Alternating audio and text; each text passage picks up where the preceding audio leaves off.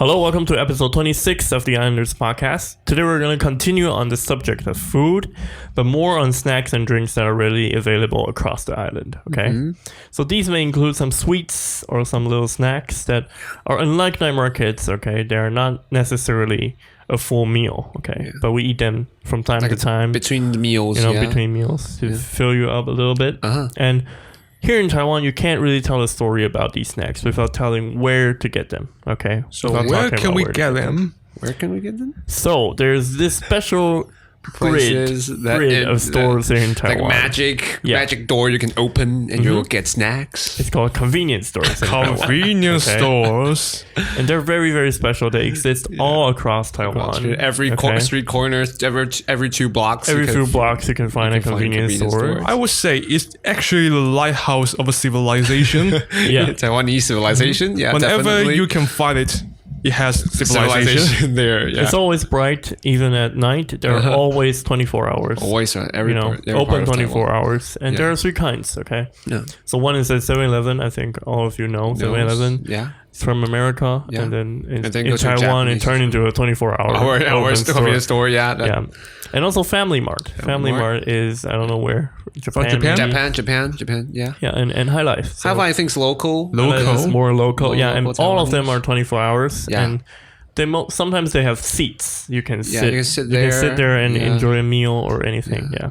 I think that they are different branding, a different culture with different kind of convenience stores. Yeah. And like recent years, I think they're trying to make convenience store like coffee shops. So getting the seats wider and wider, lots of seats there. You can have food, have a meal, chat with your friends there. Yeah. Yeah.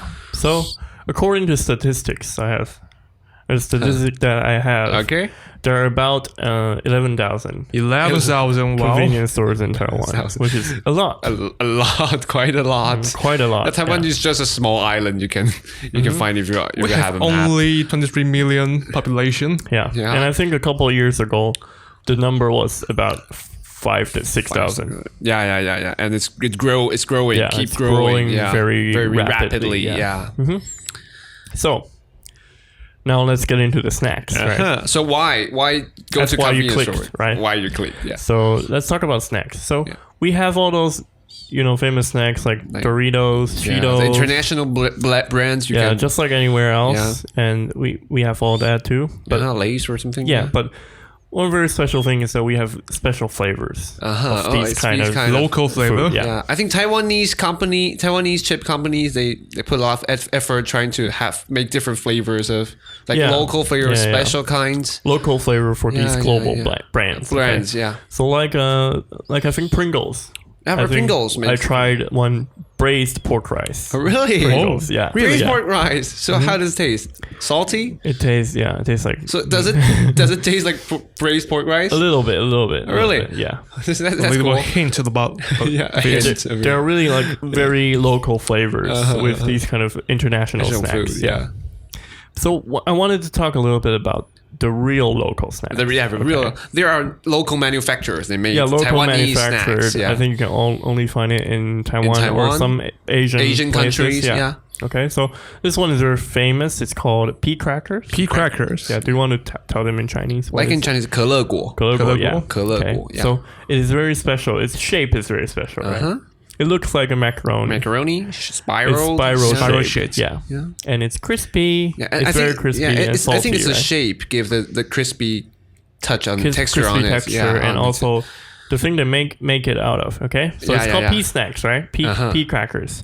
So it's made out of green peas. Green peas. Yeah. Green pea paste. I liked it like potatoes and other like corn or something. I think it has like a Dorito-like texture. Dorito-like texture. More like. And so because of the shape also, it gives it a very, very special texture. And there's very well flavored and salty, definitely. Yeah. And also a lot of local flavors. Lots of different kinds.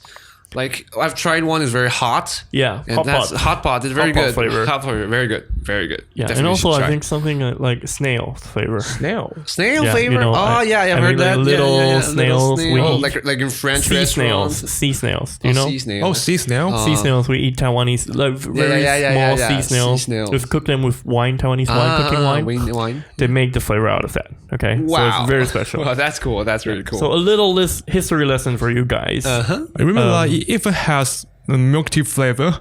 Milk tea Yeah, flavor. milk tea flavor. In recent years, these snacks years. have ventured into the sweet Categories, yeah. which is very weird. We condemn this kind of behavior. Please stop doing this. Yes. Okay. Yeah, so history? Like I said, history lesson for you guys. Pea crackers were first made in 1971. 71. 71, which is What's crazy? 2 times our age. Yeah. At least 2 times our age. Yeah. And it was originally made from fava beans. Do you know what fava beans? Fava, never Fava heard beans? about what fava? Fava beans is kind of big bean. Fava Big. sounds like some like Oceanian. Yeah, it's just a big bean, and because people are allergic to it. So I think a lot of Taiwanese people are allergic to fava beans, so it makes this snack dangerous. You know, if it is made of fava beans. So recently I think they changed it to green peas to make this pea cracker. Yeah, so still beans, but different kind of beans. Yeah, and also they say that this makes it a better texture. So more crispier. Crispier than the fava beans. Yeah. So I think these crackers, they were first made from pasta machines. So I think a local businessman made the food a pasta out of machine. it. Yeah, and then they extruded the pea crackers and deep fried them and sold them at a famous Taiwanese street called Dihua Street. Dihua Street. Oh, wow. You can find all the snack on I think Dihua we Street. talked about Dihua Street last season, right? Yes. Yeah. During Chinese New Year. Yeah. So Dihua Street is like a Chinese New Year street. Yeah. Okay, a lot of traditional shops and all over. Yeah, so from 1970s they sold them originally sold them at Dihua Street. I've never heard about the fact. Yeah. And then after that they sold it. Now they sell it everywhere. And it's very much loved by Taiwanese people. It's the best mate of beers. We have them with beers, with alcohol. Because it's salty, everything, it's good with a lot of stuff. Yeah. Yeah. Okay, so the next one I think is also very special. It's called corn puffs. Corn puff. I do want to say the Chinese of it. It's guai guai. Yes, guai guai. Name of Chinese is guai guai, but actually it's not the literal name of it. Yeah. It means to behave. It means well behaved. Well behaved. Okay. Yeah. So they have 2 flavors. One kind is coconut flavor and 5 spice. So 5 spice is just kind of like Taiwanese people made braised things. So it's like the different spices we put in the braised pot, and they made it into like corn puffs. So it's called 5 spice. There are 5 kind of different spices. Yeah, so it tastes like a bit salty, but it's kind of like herbs. Yes. Somewhat like for herbs, But very good. I like 5 spice very much. So I like coconut better. Really? I like coconut flavor better. So it's just one sweet and one salty. One sweet and one salty. Savory, Savory is and a good one. They were first made in the 1960s. So even older older than than pea crackers. Yeah. Never imagined. Hard to imagine. And then also very special in Taiwan, you have this superstition about corn puffs. Daniel, you want to talk us through it? Oh, because I think you're very familiar with this superstition. Because it's named, right? Yeah. Because the corn puff, the coconut one, the color of the package is actually green. Yeah. And it's actually the amulet for scientists and engineers because all of them want their machine or equipment to well behave. to work. So normally we will prepare one package of coconut ones in our maybe lab or factory. Yeah, and then the green's just like green lights. Yeah, this means the machine works well. Normally functional. Yeah. And you can only use green ones. So you can't use the 5 spice, which is unlucky. Okay. And normally that package is enough for you to eat. Yeah, you can never eat it. You can never eat it. You should not eat it. Yeah, you cannot eat it. Yeah. So it is very popular in Taiwan that they also made the packaging You know, they have a blank on their packaging which you can write on. Yeah, you can write on it. So we give them as gifts to maybe like labs or professors or factories. You know, you can write who, when, what to be well behaved. Yeah. So it's very special. Not only it is delicious, but it is also there's a culture around it. Yeah, there's a culture, special culture around it. Yeah. Okay. Next one. Also one of my favorites, shrimp crackers. I love that. Yeah, very good. It's also like puffs. Yeah, like the small sized French fries, like sticks. Like hard sticks. And then shrimp. It tastes like shrimp flavored. Flavored. Yeah. Yeah, but actually, it's just actually I think it's the flavor of the shrimp crackers is quite not that shrimpy. Yeah, but if you like shrimp, you will definitely enjoy it. Yeah, but I think it still tastes very good. The texture is just crunchy, normal crunchy. Not much special about it, but if you like shrimp, you'll like this. Yeah, I can finish a package whenever I watch movies. Okay, next one is also very special, and it ties into something we talked about last week. So if you remember, not last week, Wednesday. Last episode, yeah. So if you remember, we talked about oyster omelets, right? Yeah. So in Taiwan, we actually have them made into chips. Yeah.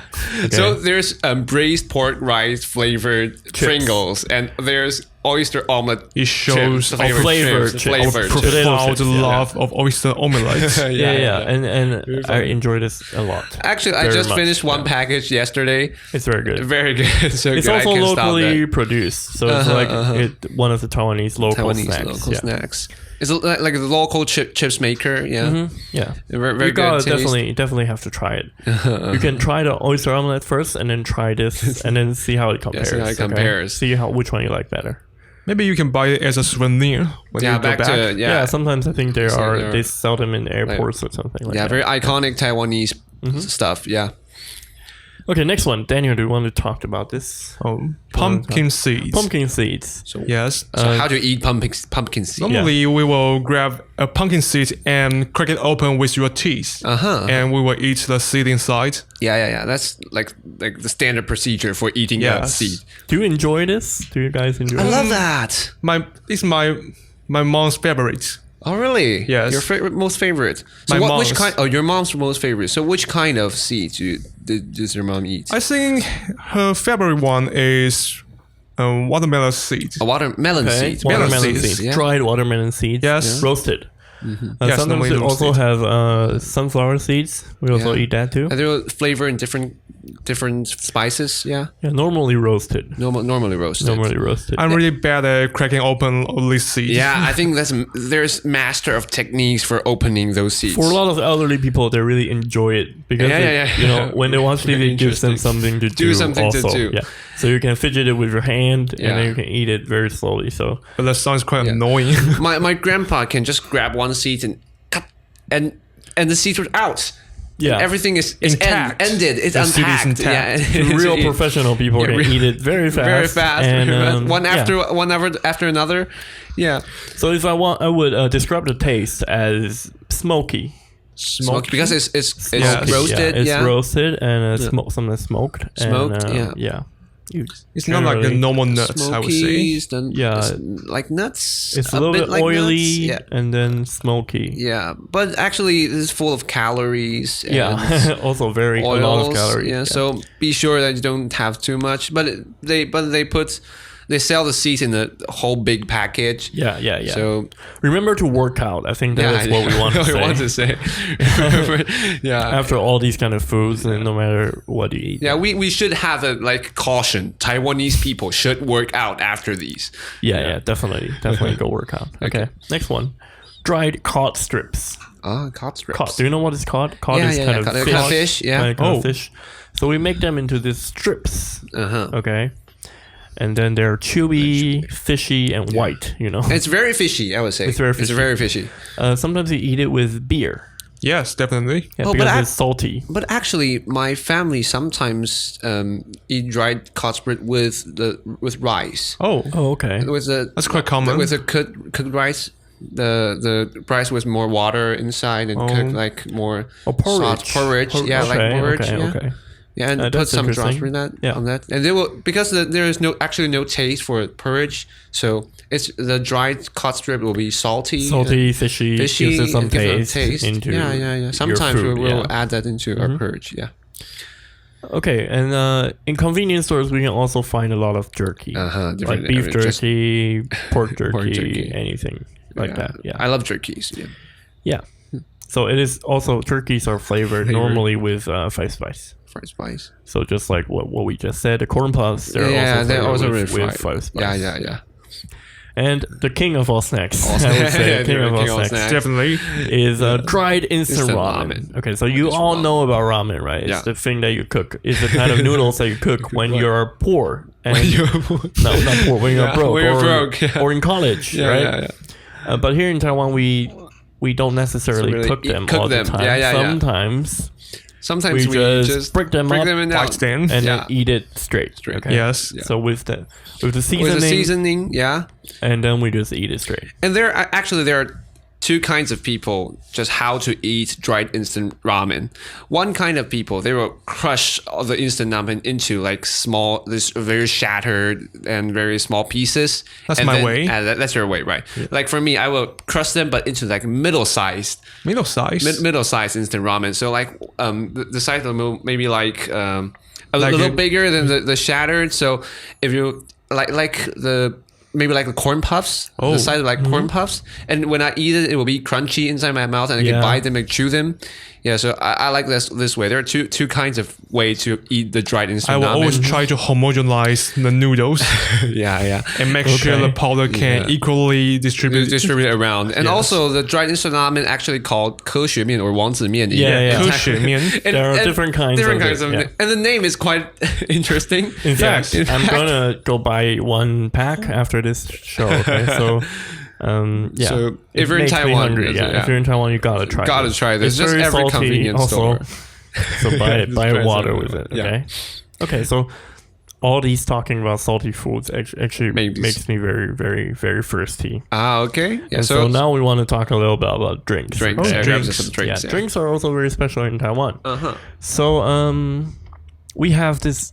We like tea a lot. Okay, Taiwanese people, we Asian, like tea a we're lot. Chinese. And then one other thing we like a lot is sugar. So we have a lot of sweet tea here in Taiwan. Okay, so there's one very very famous one called Mine Shine. The most iconic one. Yes, an iconic Taiwanese drink brand, your drink brand. Yeah. So if you are in maybe like America or something, and you're Taiwanese, you live there, I think this is something that you miss a lot. Yeah, you will want to have. And then you can sometimes buy them at Asian markets. Or something. Yeah. So we have black tea, milk tea, and green tea. There are three kinds. Yeah, equally sweet and also all of them are barley taste. Barley has like a barley flavor. It's not like the sweet tea. They have a special flavor. Yeah, special flavor to them.